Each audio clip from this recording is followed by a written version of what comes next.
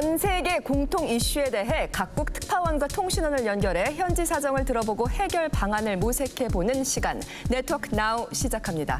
오늘 네트워크 나우에서는 한국을 비롯해 세계 각국이 몸살을 앓고 있는 마약 문제를 다뤄볼 텐데요. 지금 이 시각 우리 통신원들과 특파원들이 모두 동시에 연결돼 있습니다. 안녕하십니까? 오늘 함께해 주셔서 정말 감사드립니다.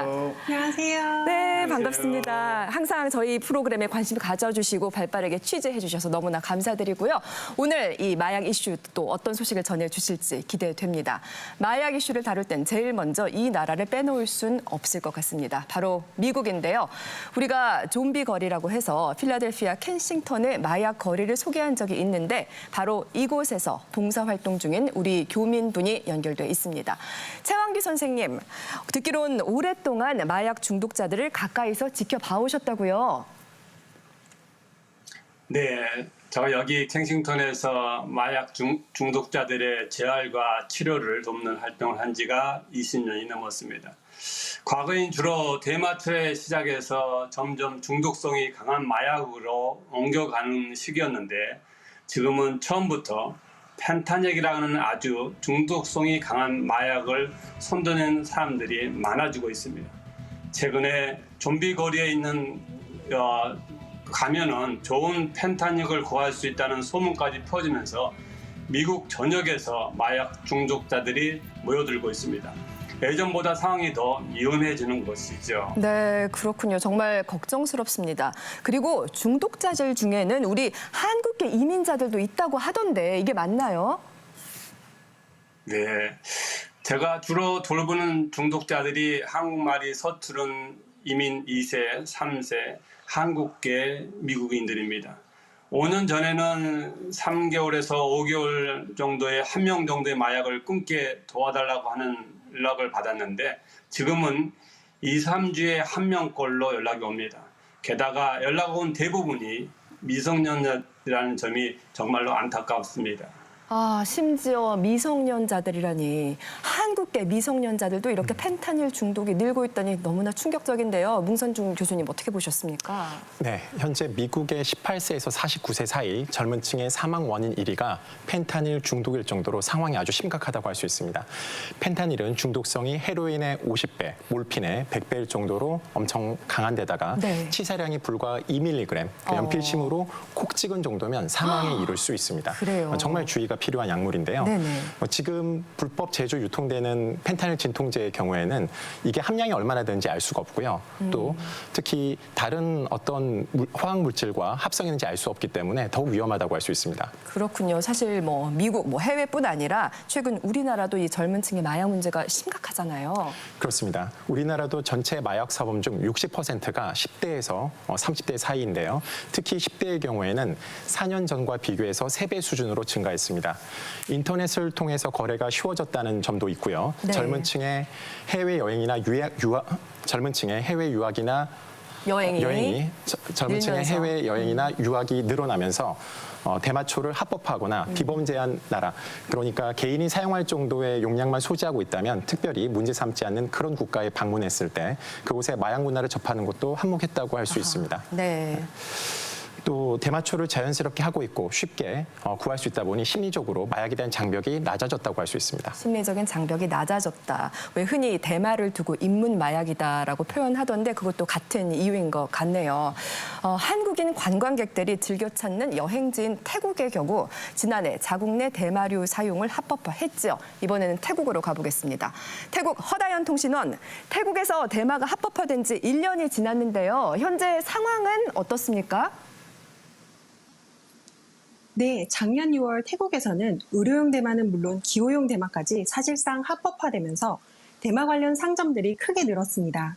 관광객이 즐겨 찾는 번화가를 직접 찾아가 봤습니다. 이곳은 관광객들이 많이 찾는 카오산 거리입니다.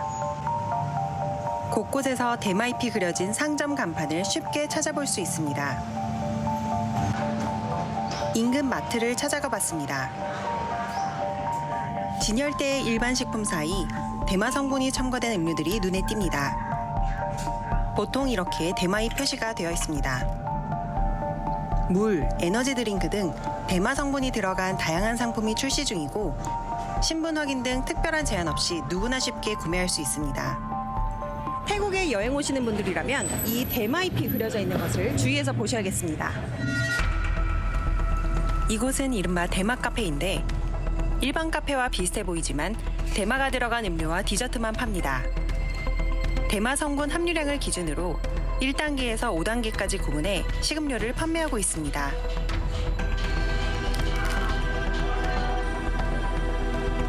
호기심으로 대마초 상점을 찾는 관광객들도 있습니다. Yo nothing. Nothing. Problem nothing. No. Same cigarette. Okay. So you have a lighter? Yes.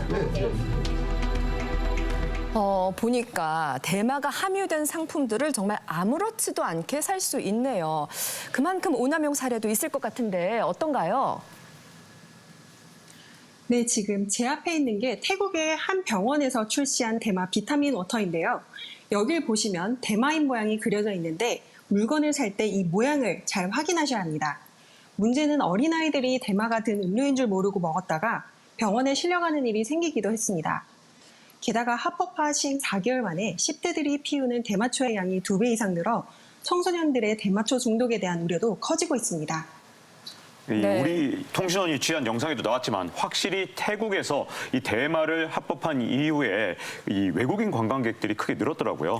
이 관련 상품이 워낙 많이 나와 있고 호기심에 체험해 보려는 사람들이 몰려들었기 때문이다 이렇게 보여지는데 그렇겠죠. 근데 여기서 주의해야 될 점이 있습니다. 네. 우리나라의 경우에는 이 의사가 처방한 그런 의료용 대마 외에는 일반적으로 불법이거든요. 네. 그래서 태국에서 대마가 들어간 식료품이나 아니면 뭐 상품 같은 걸 뭐 소지나 유통 이런 걸 했을 때 한국법으로 처벌받을 수 있다. 이 부분을 명심해야 될 것 같습니다. 맞습니다. 대마 반입은 절대로 안 됩니다. 지금 마약 이야기 함께 하고 있는데요. 그렇다면 유럽 상황은 어떨까요? 최근에 보니까 독일도 대마초 합법화 움직임이 일고 있다고 하던데 파리를 연결해 소식 들어보겠습니다. 조영중 PD 특파원, 독일에서도 대마초 합법화 움직임이 일고 있다고 하던데 이건 어떤 말입니까? 네, 독일 정부가 지난 2021년 대마초 합법화 계획을 발표한 후 아직까지 관련 법안을 확정하지 못하고 있습니다. 애초 취지는 음성화된 대마초 시장을 양지로 끌어올려 재배 공급 체계를 관리해 암시장 마약 범죄를 통제하겠다는 건데요.